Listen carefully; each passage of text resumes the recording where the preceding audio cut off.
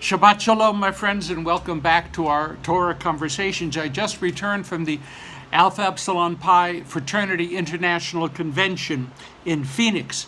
It hit 113 degrees while we were there.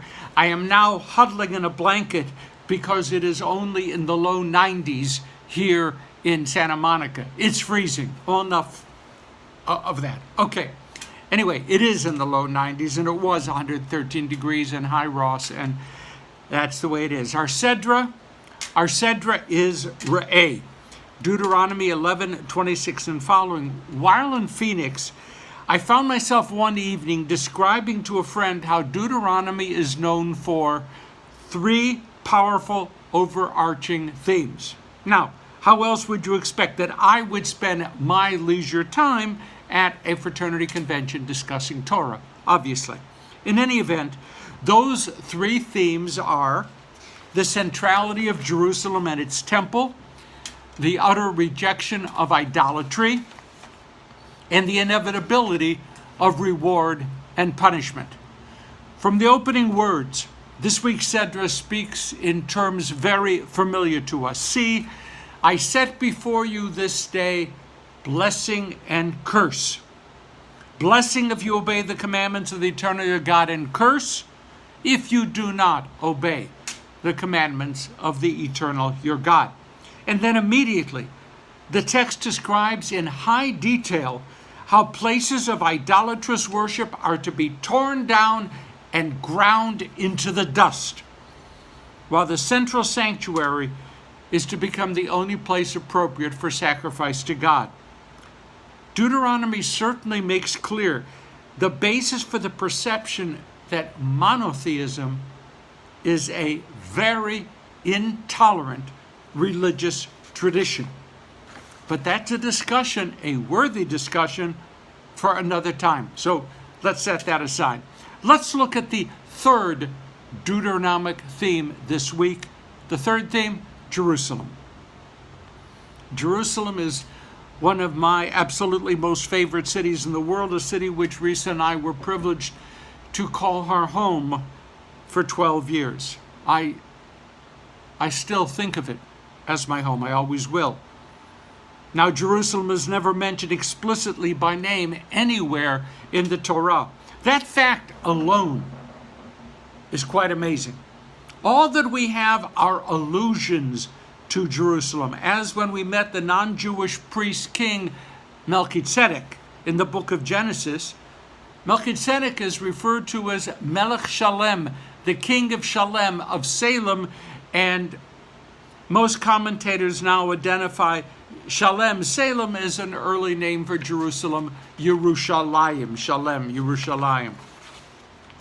In our Sedra, and in many other places, we find references to Hamakom Asher Yivchar Hashem Lasum Et Shmo Sham. Hamakom, that place with which God will choose the divine name to be associated. Doesn't call it Jerusalem, Hamakom. That place, Hamakom, is clearly understood by all of the prophets that follow as referring to Jerusalem, but the word Yerushalayim, Jerusalem, is not mentioned. So why the reluctance? You want Jerusalem? Say Jerusalem. Rabbi Shlomo Riskin assembled some interesting answers. He quotes from Rambam, from Maimonides. Maimonides offered three explanations. First of all, if Jerusalem had been publicly elevated in the Torah, it would then have become the envy of all of the other nations, and then they would seek to conquer it. Secondly, in a jealous rage, those other nations might simply seek to deny Jerusalem to us by razing it to the ground. Thirdly, once the 12 tribes would discover that Jerusalem and Jerusalem alone was to be God's favored location, there would be a civil war as the 12 tribes fought over the possession of the sacred city. Great reasons. I have to admit, they're enormously negative. In any event, our enemies have destroyed Jerusalem over and over again, whether or not the name Jerusalem is found in the Torah. So let's assume just for this week a different take on this strange omission. What if? What if the authors of the book of Deuteronomy, probably priests from the days of King Josiah, who died in 609 BCE, were struggling with a serious theological challenge? They were Kohanim. They were descendants of Aaron. They served in the temple built by King Solomon. The glory of that temple was known throughout the ancient world. It was the temple of Yud-He Vav-He. It was the temple of Adonai Elohim, the God, the only God of the universe, who had a special relationship, a covenantal relationship, an eternal relationship with one specific people, the Jewish people. As it says in the book of Amos, who died more than 100 years before Josiah, "You only have I known from among all of the families of the earth. You only have I known." God has a unique, singular tie with Bnei Israel. But those Kohanim also understood that Adonai Elohim doesn't only look with favor on just one people in one small corner of the ancient Middle East. God is the God of the cosmos, ha'olam umlo'o, all of the universe. God is the God who reigns over all of nature. God is the one who in the book of Job is identified as the source of all that exists. Sun, rain, snow, storm, earthquakes and tornadoes, the stars, comets, moon, sun. Such a God is too large to be designated as belonging to one nation and to one nation alone. The God of creation cannot be contained within one place, since everything is an expression of the will of God.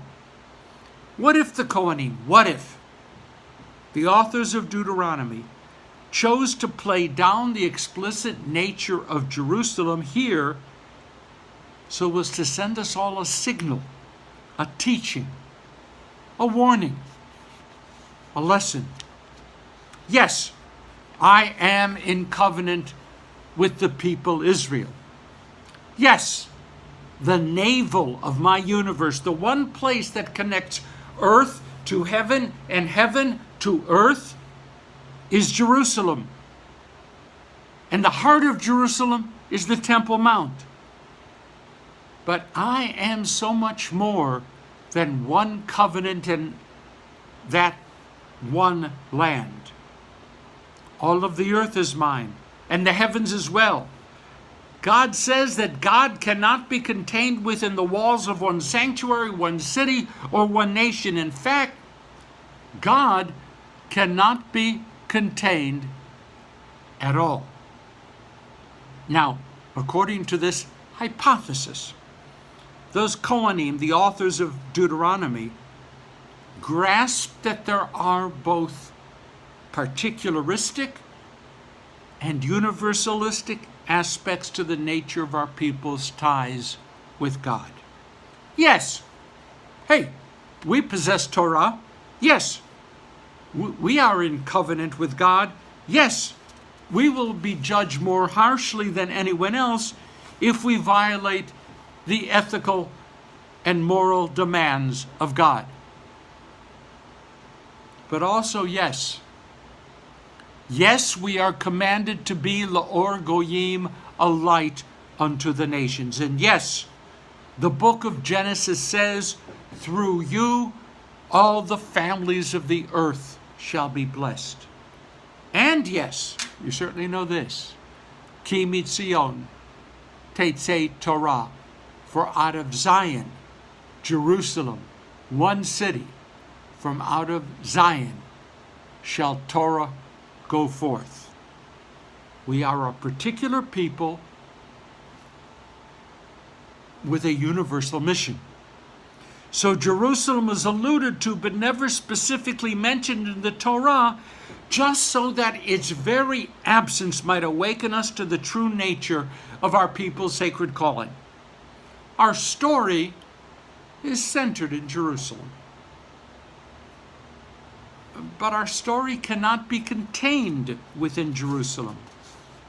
Our God is in covenant with the people Israel, but God cannot be contained within a single covenant.